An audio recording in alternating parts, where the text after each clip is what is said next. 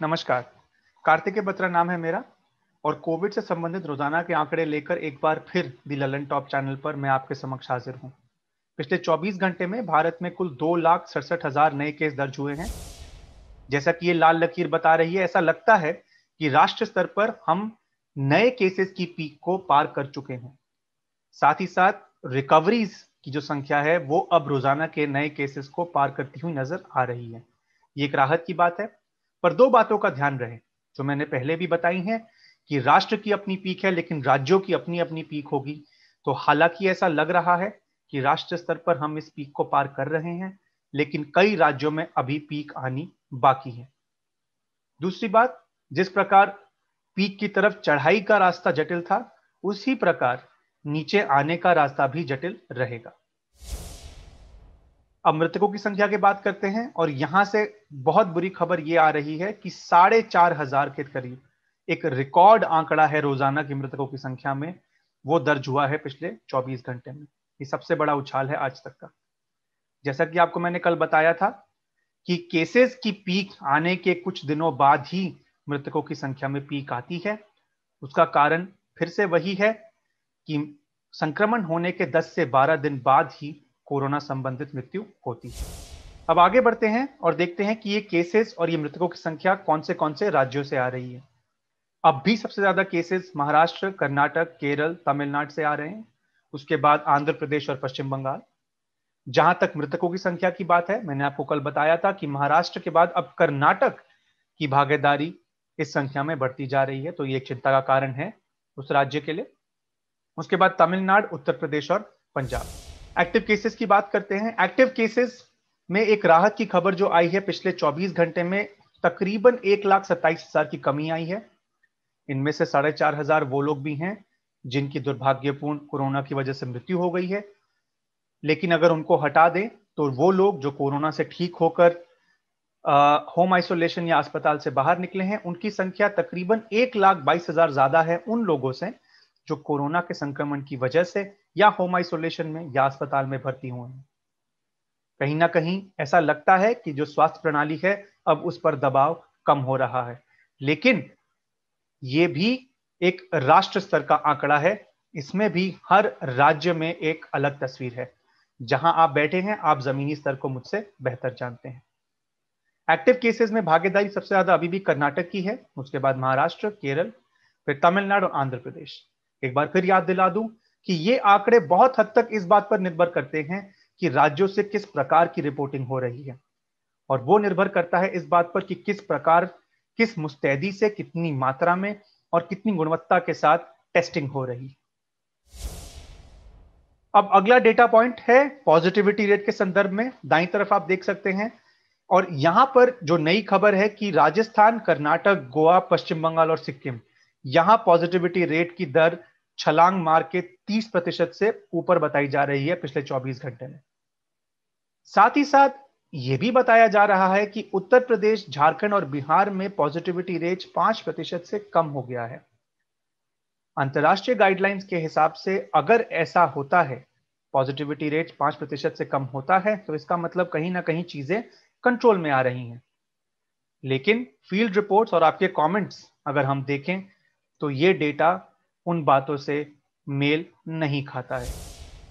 अब टीकाकरण की बात कर लेते हैं, और एक बार फिर संख्या घट रही है रोजाना की। एक बार फिर हमारा आपसे अनुरोध है कि यदि आपके आसपास टीका उपलब्ध है और आपने नहीं लगवाया है तो कृपया जल्द से जल्द टीका लगवाएं। और इस आंकड़े के बाद अब मैं आपको बताऊंगा कि भारत में तो टीकाकरण की संख्या रोजाना की घट रही है, लेकिन इसमें किस राज्य की कितनी भागीदारी है, तो हर राज्य में यह रुझान किस तरफ जा रहा है। तो देखते हैं सारे राज्यों को दो अलग अलग स्लाइड्स में। इस पहली स्लाइड में आप देख सकते हैं अप्रैल के पहले हफ्ते से अगर हम ट्रैक करना शुरू करें। क्यों ऐसा करेंगे? क्योंकि अप्रैल के पहले हफ्ते में ही रिकॉर्ड वैक्सीनेशन हो रहा था भारत में। तो आप देख सकते हैं कि अप्रैल के पहले हफ्ते में हर राज्य में एक पीक आती है। उसके बाद मोटा मोटी हर राज्य में यह संख्या घटनी शुरू हो जाती है। पिछले कुछ दिनों में कुछ जगहों पर, जैसे कि दिल्ली, झारखंड और बिहार जैसे राज्यों में यह संख्या फिर से बढ़नी शुरू हुई है, लेकिन अब भी ये दरें कम हैं और इनका बढ़ना जरूरी है। अगली स्लाइड पर कुछ ऐसी ही कहानी है। यहां पर भी ज्यादातर राज्यों में पिछले कुछ दिनों में कमी आई है वैक्सीनेशन के दर में।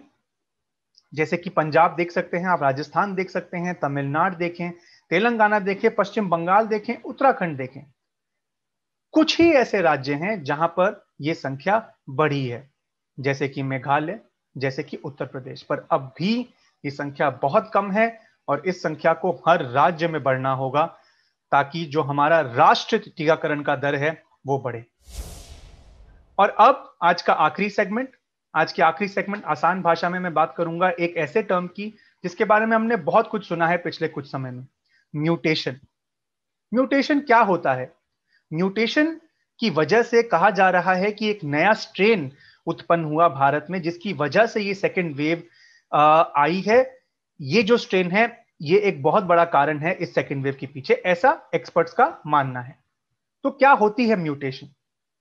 कल मैंने आपको बताया था कि वायरस कैसे काम करता है। वायरस हमारे शरीर में घुसकर अपनी कॉपियां बनाता है, उसके लिए वो हमारे शरीर का ही सामान इस्तेमाल करता है। लेकिन वायरस भी परफेक्ट नहीं होता। जब वायरस कॉपियां बना रहा होता है तो कभी कभी गलत कॉपी बन जाती है, इससे वायरस का स्वरूप बदल जाता है, इसे बोलते हैं म्यूटेशन। फिर से बता दूं, कभी कभी वायरस अपने आप को कॉपी करते करते गलती कर देता है और उसका स्वरूप बदल जाता है, इसे कहते हैं म्यूटेशन। और इसके बाद जो एक नया स्वरूप वो लेता है वो कम घातक या ज्यादा घातक भी हो सकता है। मान लीजिए किसी एक व्यक्ति को संक्रमण हुआ, उसके अंदर वायरस ने कॉपियां बनाई और उसी व्यक्ति के अंदर वायरस का स्वरूप बदल गया। अब इस बदले हुए स्वरूप को जब ये व्यक्ति आगे संक्रमण के जरिए किसी और को देगा तो इससे उस नए स्वरूप का फैलना लाजमी है। जो ये नया स्ट्रेन आया है भारत में, ये कहा जा रहा है कि इसकी जो संक्रमण करने की शक्ति है, जो क्षमता है, वो पुराने स्वरूप वाले वायरस से ज्यादा है।